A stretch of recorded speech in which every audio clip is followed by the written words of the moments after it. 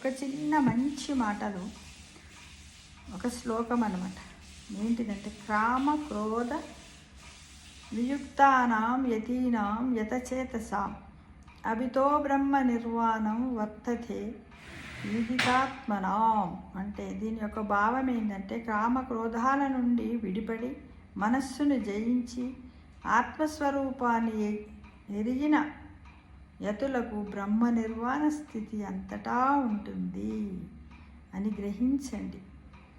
హరి ఓం, హరి ఓం, హరి ఓం, హరి ఓం. అంటే కామక్రోధములను జయిస్తే మనకంతా మంచే జరుగుతుంది. మనము మోక్షానికి వెళ్ళడానికి మనము విముక్తులుగా ఉంటాము అని, మనము